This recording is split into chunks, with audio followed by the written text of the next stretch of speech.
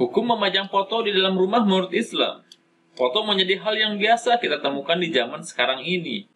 Bahkan semakin banyak sarana atau aplikasi untuk membuat atau menghasilkan foto yang unik dan menarik. Tapi, pernahkah Anda mendengar tentang hukum memajang foto di dalam rumah? Permasalahan ini merupakan permasalahan yang sering dipertanyakan kaum muslimin dan masih menjadi perbedaan pendapat di antara para ulama. Nah, pada kesempatan kali ini, mari kita bahas sedikit tentang hukumnya.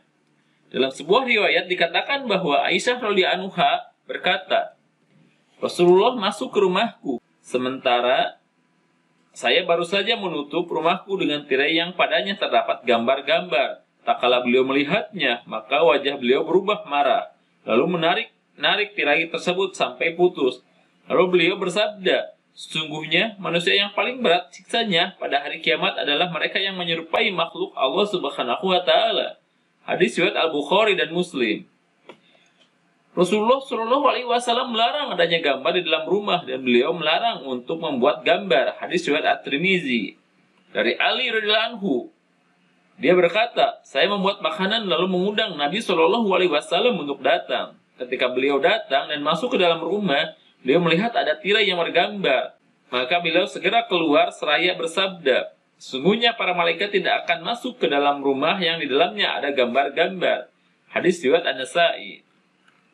Dari Abu Hurairah radhiyallahu anhu, dia berkata, Jibril alaihissalam meminta izin kepada Nabi, maka Nabi bersabda, masuklah. Lalu Jibril menjawab, bagaimana saya mau masuk sementara di dalam rumahmu ada tirai yang bergambar? Sebaiknya kamu hilangkan bagian kepala-kepalanya atau kamu menjadikannya sebagai alas yang dipakai berbaring. Karena kami para malaikat tidak masuk rumah yang di dalamnya terdapat gambar-gambar. Hadis riwayat An-Nasa'i. Dari Aisyah Ummul Mukminin, dia menggambarkan bahwa dia telah membeli bantal yang ada gambarnya. Ketika Rasulullah Shallallahu Alaihi Wasallam melihatnya, beliau berdiri di pintu dan tidak masuk ke dalam rumah. Maka Aisyah mengerti betapa dari wajah Rasulullah tampak ketidaksukaan. Maka Aisyah berkata, wahai Rasulullah, aku bertaubat kepada Allah dan kepada Rasulnya. Dosa apa yang telah aku perbuat? Rasulullah Shallallahu Alaihi Wasallam pun bertanya, mengapa bantal ini ada di sini? Mendengar pertanyaan itu, Aisyah menjawab, aku membelinya untuk Anda agar Anda dapat duduk dan bersandar di atasnya. Maka Rasulullah Shallallahu Alaihi Wasallam pun bersabda, sungguhnya orang yang membuat gambar ini akan disiksa pada hari kiamat dan akan dikatakan kepada mereka, hidupkanlah apa yang telah kalian ciptakan. Beliau juga bersabda, sungguhnya rumah yang berisi gambar-gambar tidak akan dimasuki oleh malaikat. Hadis riwayat Al-Bukhari. Dalam keseluruhan hadis yang telah disampaikan, dapat kita simpulkan bahwa memajang gambar yang menyerupai makhluk bernyawa di rumah adalah dilarang.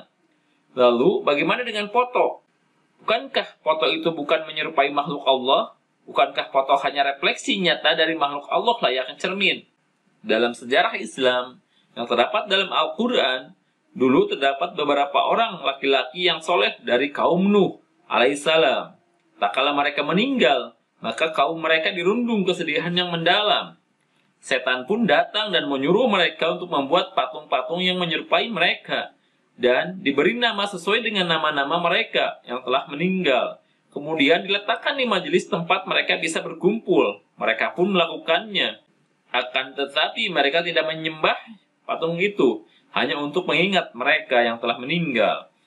Ketika generasi yang membuat patung-patung itu telah meninggal, maka muncullah generasi yang baru yang tidak tahu sejarah patung itu dan mereka pun menyembah patung-patung itu.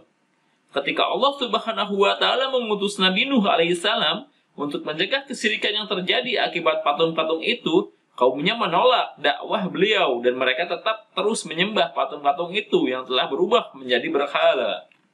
Lalu Allah Subhanahu wa Ta'ala berfirman dalam Quran surat An-Nuh ayat 23. Dan mereka berkata, jangan sekali-kali kamu meninggalkan penyembahan Tuhan-Tuhan kamu, dan jangan pula sekali-kali kamu meninggalkan penyembahan Wad, dan jangan pula Suwa, Yagut, Ya'uq, dan Nasr.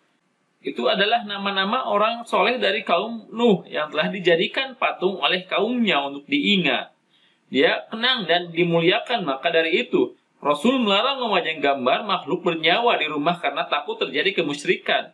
Dalam sebuah riwayat, ada seseorang yang datang kepada Ibnu Abbas dan berkata, "Hai Abdullah, saya ini adalah orang yang suka menggambar semua gambar ini.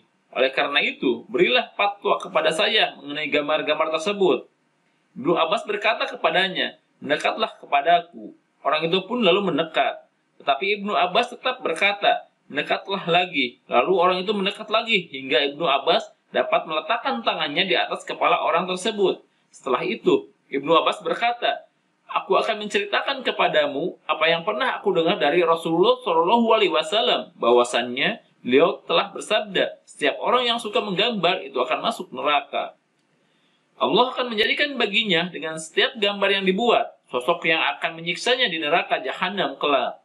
Ibnu Abbas berkata, "Jika kamu memang harus tetap melakukannya juga, maka buatlah gambar, pepohonan, atau benda lain yang tak bernyawa." Sahih Muslim.